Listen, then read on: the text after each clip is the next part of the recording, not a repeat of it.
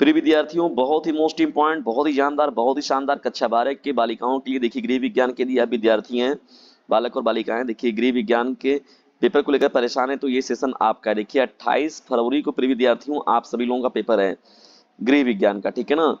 तो पूरा इस सेशन को देख कर जाइएगा।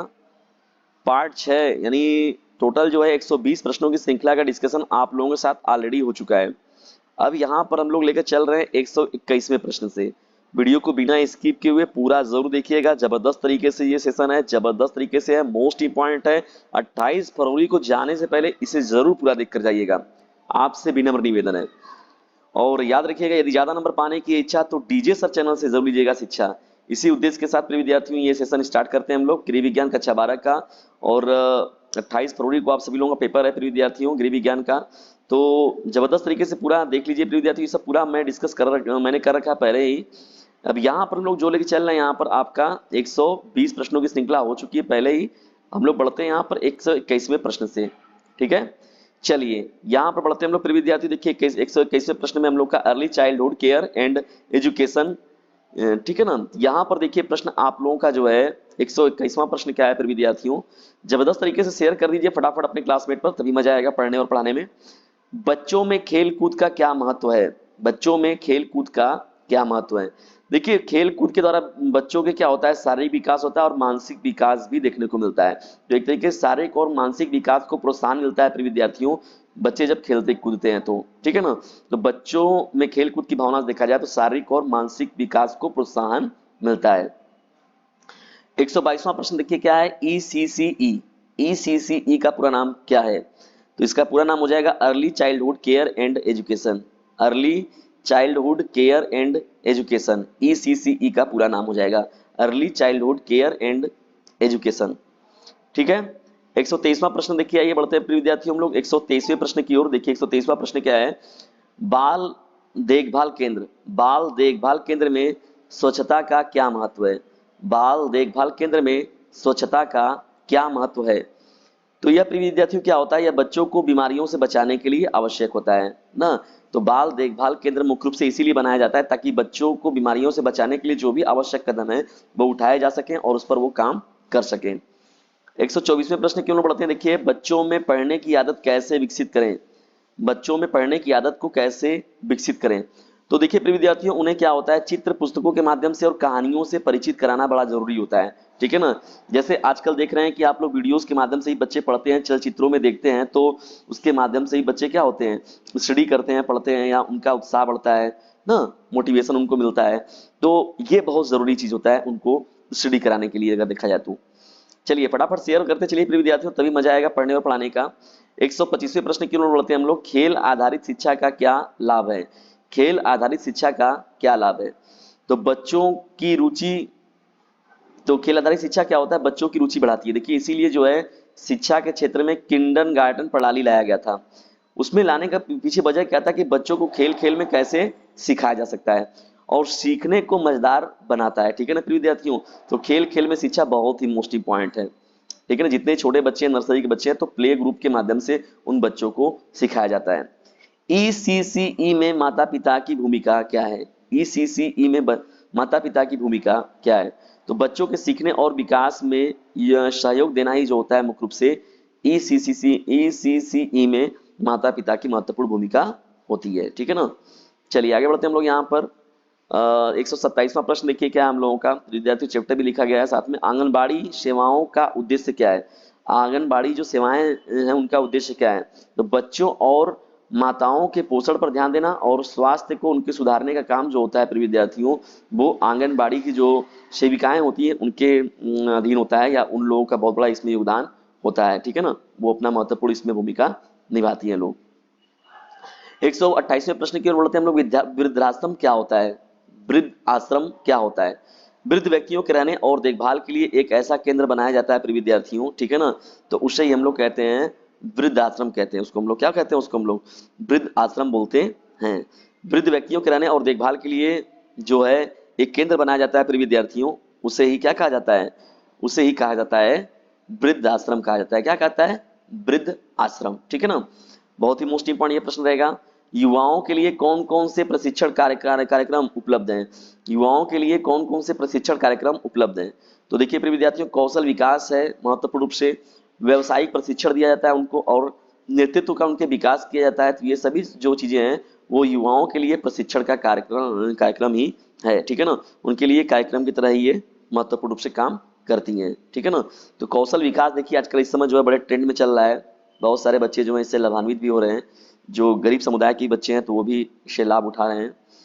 130वां देखिए प्रश्न क्या है विद्यार्थियों, बाल संरक्षण सेवाओं का क्या महत्व है? बाल संरक्षण सेवाओं का क्या महत्व है?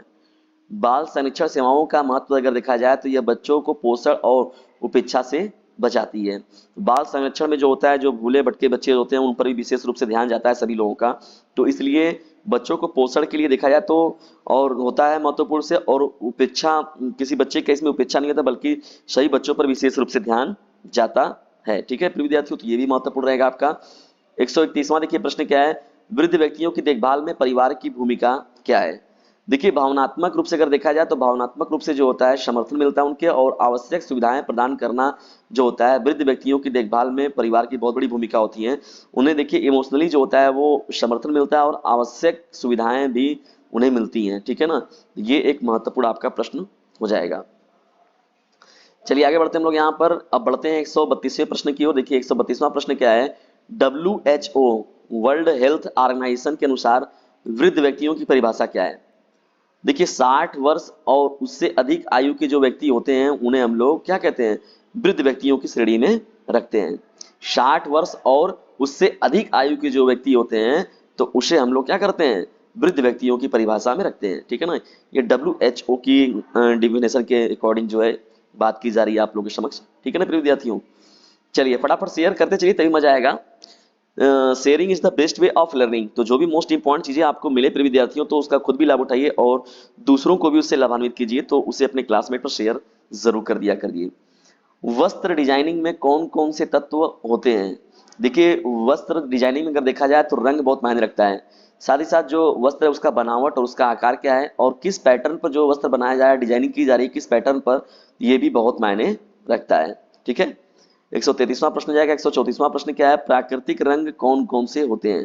प्राकृतिक रंग कौन कौन से होते हैं? देखिए हल्दी का रंग हो गया प्राकृतिक होता है, मेहंदी रंग प्राकृतिक होता है, इंडिगो जो होता है ये प्राकृतिक होता है। तो हल्दी, मेहंदी और इंडिगो जो होता है प्रिय विद्यार्थियों ये मुख्य रूप से प्राकृतिक रंगों की श्रेणी में आते हैं। चलिए बढ़ते हम लोग 135वें प्रश्न की ओर। वस्त्र निर्माण में अगर देखा जाए तो CAD का उपयोग क्यों किया जाता है? वस्त्र निर्माण में जो होता है CAD का उपयोग जो होता है प्रिय विद्यार्थियों, या डिजाइनिंग को तेज और सटीक बनाने का काम करता है, ठीक है ना। डिजाइनिंग को क्या करता है, यह तेज और सटीक बनाने का काम करता है, ये इसलिए महत्वपूर्ण रूप से उपयोग होता है। 136वां प्रश्न देखिए क्या है, बच्चों वस्त्रों की स्थायित्व ड्यूरेबिलिटी क्या है?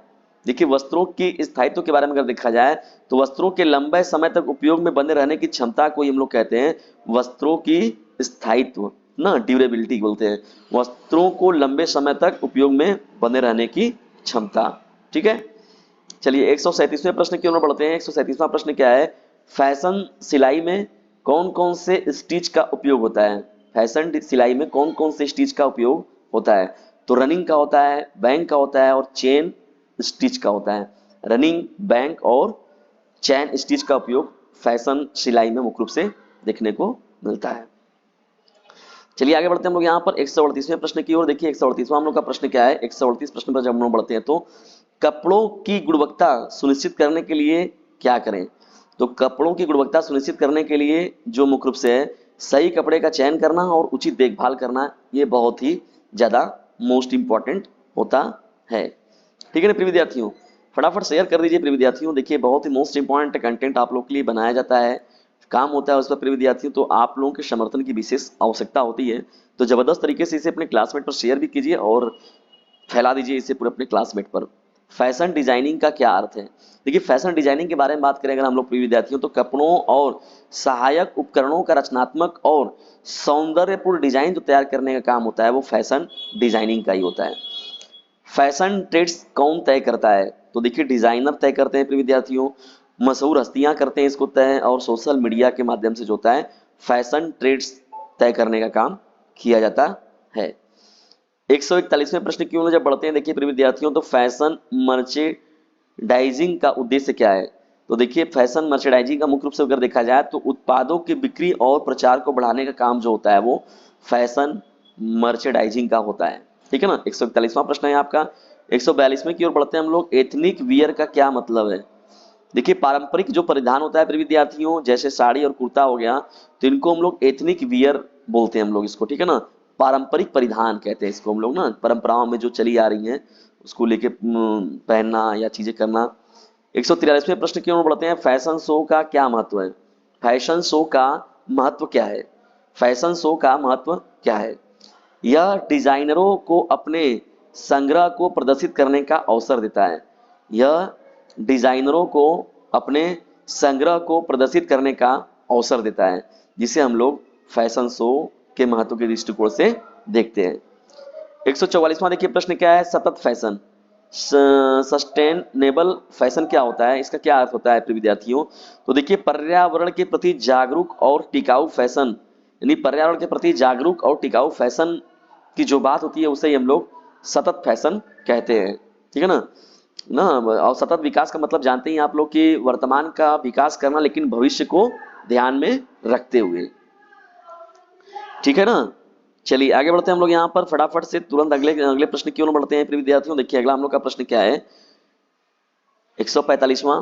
कपड़ों को धोने से पहले क्या करना चाहिए? तो देखिए लेबल की जांच करनी चाहिए और कपड़े को छांटना जरूरी होता है। ठीक है ना, तो कपड़े को धोने से पहले ये काम जरूरी होता है। रंगीन कपड़ों को फीका होने से कैसे बचाएं?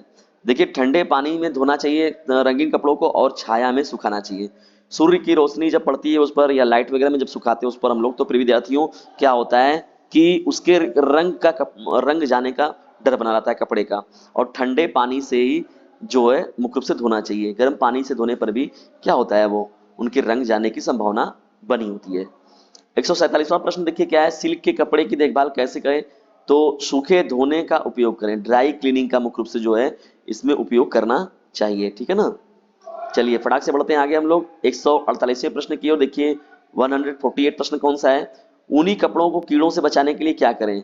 तो देखिए इसे नेपथलीन बॉक्स का इसमें उपयोग किया जाता है। ऊनी कपड़ों को जो है खराब होने से बचाने के लिए नेपथलीन बॉक्स का हम लोग इस्तेमाल कर सकते हैं। ठीक है ना, उसके माध्यम से क्या होता है प्रिय विद्यार्थियों, ये जो कपड़े होते हैं वो सही सलामत बने रहते हैं। 149वां प्रश्न क्या है? दाग धब्बों को मिटाने के लिए क्या करें? तो सही क्लीनर का उपयोग करना चाहिए और तुरंत सफाई करनी चाहिए। ठीक है ना, दाग धब्बों को मिटाने के लिए देखिए दाग धब्बे जब हो जाते हैं पुराने प्रिय विद्यार्थियों तो जल्दी हटते नहीं है, तो सही क्लीनर का उपयोग करना चाहिए और तुरंत सफाई करनी चाहिए उसकी। ठीक है ना। 150वें प्रश्न की ओर बढ़ते हैं। लीनन कपड़ों को कैसे संरक्षित करें? लीनन कपड़ों को जो संरक्षित करने के लिए ठंडे पानी में इसे धोना चाहिए और सावधानी पूर्वक जो है आयरन करना चाहिए इसका ना। तो ठंडी पानी में इसे धोएं और सावधानी पूर्वक जो है आयरन करें। तो लीनन कपड़ों को सुरक्षित रखने का, संरक्षित करने का ये महत्वपूर्ण रूप से साधन होता है। ठीक है, चलिए आगे बढ़ते हैं हम लोग यहाँ पर 151वें प्रश्न की ओर। देखिए 151वां प्रश्न हम लोग क्या है? आतिथ्य प्रबंध का मुख्य उद्देश्य क्या है? आतिथ्य प्रबंधन का मुख्य उद्देश्य क्या है? तो मेहमानों को गुणवत्तापूर्ण सेवा और आराम प्रदान करना जो होता है, मेहमानों को गुणवत्तापूर्ण सेवा और आराम प्रदान करना जो होता है आतिथ्य प्रबंधन का मुख्य उद्देश्य होता है। किसका उद्देश्य होता है? आतिथ्य प्रबंधन का सबसे बड़ा उद्देश्य होता है। 152वां देखिए प्रश्न क्या है? होटल उद्योग में देखा जाए तो फ्रंट ऑफिस का क्या कार्य है?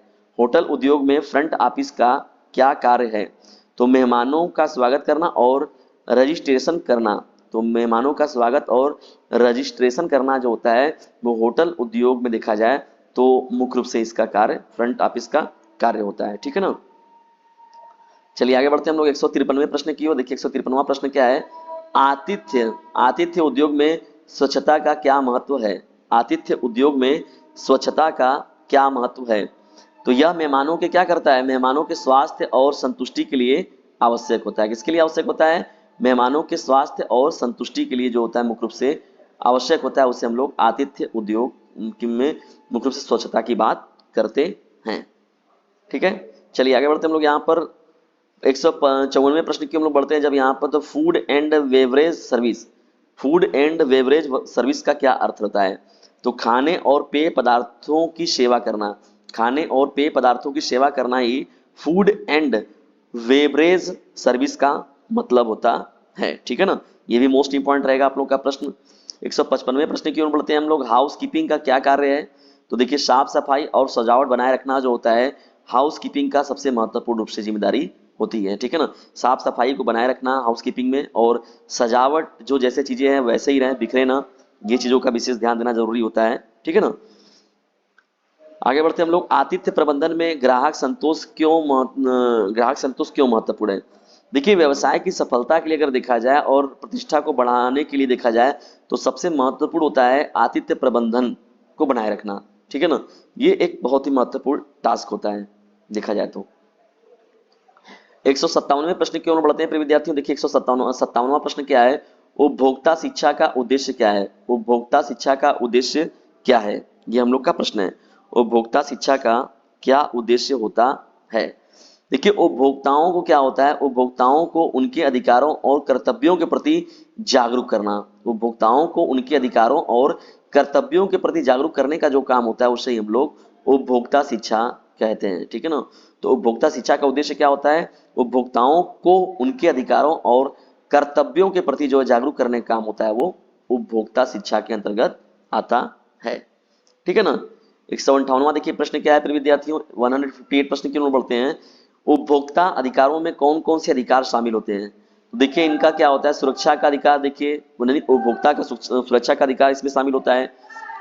इनको सूचना का अधिकार, देखिए सबसे मोस्ट इंपॉर्टेंट जो 2005 से लागू भी हुआ है, 1990 में लाया गया लेकिन 2005 से ये लागू हो गया। शिकायत का अधिकार, देखिए ये हो गया सुरक्षा का अधिकार, सूचना का अधिकार और शिकायत का अधिकार। ये सभी चीजें जो है उपभोक्ता अधिकारों के अधिकारों में शामिल किया जाता है। इन सभी चीजों को। उपभोक्ता संरक्षण अधिनियम कब लागू हुआ? देखिए उपभोक्ता संरक्षण अधिनियम जो है प्रिय विद्यार्थियों वह 1986 में लागू हुआ था। कब लागू हुआ था? 1986 में। ठीक है, 160वें प्रश्न की ओर बढ़ते हैं। BIS का पूरा नाम क्या होगा? तो ब्यूरो ऑफ इंडियन स्टैंडर्ड्स, क्या नाम है? ब्यूरो ऑफ इंडियन स्टैंडर्ड्स जो हो जाएगा BIS का पूरा नाम हो जाएगा। ISI मार्क का क्या महत्व है? ISI मार्क का क्या महत्व है? तो यह उत्पाद की गुणवत्ता की गारंटी क्या करता है? देता है। यह उत्पाद की गुणवत्ता की गारंटी देने का काम जो होता है वो ISI मार्क ही करता है। ठीक है ना, ISI मार्क का क्या महत्व है? तो यह उत्पाद की गुणवत्ता की गारंटी देने का काम करता है। ISI के जिम्मे ये काम होता है। 162वें प्रश्न की ओर जब बढ़ते हैं फिर विद्यार्थियों, तो देखिए यहाँ पर क्या है? नकली वस्तुओं की पहचान कैसे करें? तो देखिए यहाँ पर नकली वस्तुओं की पहचान करने के लिए अगर देखा जाए तो ब्रांड लोगो देखना बहुत जरूरी होता है। ब्रांड लोगो मिलता है तो उसको प्रिय विद्यार्थी नकली वस्तुओं की पहचान हम लोग कर सकते हैं ब्रांड लोगो के माध्यम से, और गुणवत्ता प्रमाण पत्र के माध्यम से। गुणवत्ता प्रमाण पत्र के माध्यम से हम लोग जो है नकली वस्तुओं की पहचान कर लेते हैं, और लेबल जांच कर जो है हम लोग नकली वस्तुओं की पहचान कर सकते हैं। ब्रांड लोगो, गुणवत्ता प्रमाण पत्र, लेबल जांच, ये सभी चीजों के माध्यम से जो होता है प्रिय विद्यार्थी हम लोग नकली वस्तुओं की पहचान आसानी से कर लेते हैं। चलिए आगे बढ़ते हैं हम लोग। विकास संचार का क्या अर्थ है? देखिए सामाजिक और आर्थिक विकास के लिए सूचना का प्रसार करना ही क्या कहलाता है? विकास संचार का सही मायनों में अर्थ होता है। ठीक है, ये भी बहुत ही महत्वपूर्ण प्रश्न हो जाएगा आप लोग का। मास मीडिया के कौन कौन से प्रकार हैं? देखिए मास मीडिया के प्रकारों में अगर देखा जाए तो बहुत सारी चीजें हैं, जिसमें कि प्रिंट मीडिया को शामिल किया जाता है। प्रिंट मीडिया मास मीडिया के अंतर्गत है। देखिए इलेक्ट्रॉनिक मीडिया इसमें शामिल किया जाता है, और डिजिटल मीडिया भी शामिल किया जाता है। प्रिंट मीडिया, इलेक्ट्रॉनिक मीडिया और डिजिटल मीडिया को जो है मुख्य रूप से मास मीडिया के अंतर्गत हम लोग देखते हैं। ठीक है, 165वां प्रश्न क्या है हम लोग का? जनसंचार के माध्यम से जागरूकता कैसे फैलाई जाती है? तो जनसंचार के माध्यम से अगर जागरूकता के बारे में बात करें तो विज्ञापनों के माध्यम से, अभियान के माध्यम से और समाचारों के माध्यम से जो होता है जनसंचार, तो जागरूकता को हम लोग फैलाते हैं। विज्ञापनों, अभियान और समाचारों के माध्यम से जो है मुख्य रूप से जागरूकता फैलाने का काम किया जाता है। ठीक है ना, ये भी आपका जो प्रश्न होगा वो मोस्ट इंपॉर्टेंट हो जाएगा। आगे बढ़ते हैं हम लोग यहाँ पर 166वें प्रश्न की ओर। देखिए 166वां हम लोग का प्रश्न क्या है? विकास पत्रकारिता का उद्देश्य क्या है? विकास पत्रकारिता में अगर देखा जाए तो विकासशील मुद्दों को उजागर करना और समाधान सुझाना जो होता है वह विकास पत्रकारिता का मुख्य रूप से उद्देश्य होता है। विकासशील मुद्दों को उजागर करना और समाधान सुझाने का जो काम होता है वो विकास पत्रकारिता के अंतर्गत होता है। प्रभावी संचार के लिए कौन कौन से गुण आवश्यक हैं? तो इसमें देखिए प्रभावी संचार के लिए स्पष्टता का होना बहुत जरूरी होता है, संक्षिप्तता का होना बहुत जरूरी होता है और साथ ही साथ रोचकता का भी देखने को इसमें मतलब होता है। तो स्पष्टता, संक्षिप्तता और रोचकता इसमें बहुत ही ज्यादा मायने रखता है, ठीक है ना। 168वां देखिए प्रश्न क्या है, 168 प्रश्न जो है, फील्ड रिपोर्टिंग का क्या महत्व है? फील्ड रिपोर्टिंग का क्या महत्व है? तो यह वास्तविक और सटीक जानकारी प्रदान करता है, इसको हम लोग कहते हैं फील्ड रिपोर्टिंग। फील्ड रिपोर्टिंग करने का मतलब देखिए, इसलिए देखिए चुनाव वगैरह में जो होता है इसको बताया जाता है, निकला जाता है कि नहीं हाँ ये सरकार बनेगी, इनकी बनेगी, इनकी नहीं बनेगी। तो वो बहुत सारी चीजें जो होता है वो फील्ड वर्क के माध्यम से जो होता है, जनता का क्या डिमांड है, क्या लोगों की मांग है, ये सभी चीजें जो मिलती हैं हम लोग को फील्ड मार्केटिंग की वजह से ही मिलती हैं। कारपोरेट संचार का मुख्य उद्देश्य क्या है? कारपोरेट संचार का मुख्य उद्देश्य अगर देखा जाए तो संगठन के भीतर और बाहर संचार को प्रभावी बनाना। संगठन के भीतर और बाहर संचार को प्रभावी बनाना जो होता है, मुख्य रूप से जो होता है, क्या होता है, कारपोरेट संचार का मुख्य उद्देश्य होता है। पब्लिक रिलेशंस क्या होता है? देखिए पब्लिक रिलेशंस के बारे में अगर बात करें हम लोग, तो पब्लिक रिलेशंस का मतलब क्या होता है, संगठन और जनता के बीच संबंध स्थापित करने का काम जो होता है प्रिय विद्यार्थियों, वो किसका होता है? पब्लिक रिलेशंस का ही होता है, संगठन और जनता के बीच संबंध स्थापित करना। तो प्रिय विद्यार्थियों ये महत्वपूर्ण सेशन आप लोग कैसा लगा कमेंट बॉक्स में जरूर बताइएगा, और इसके आगे का जो सेशन है प्रिय विद्यार्थियों हम आप लोग के साथ डिस्कस करेंगे नेक्स्ट वीडियो में। तब तक के लिए टेक केयर, गुड बाय, जय हिंद, जय भारत। जबरदस्त तरीके से इसे अपने क्लासमेट पर शेयर जरूर कीजिएगा। जल्दी मिलते हैं नेक्स्ट वीडियो में, तब तक के लिए टेक केयर, गुड बाय, जय हिंद, जय भारत।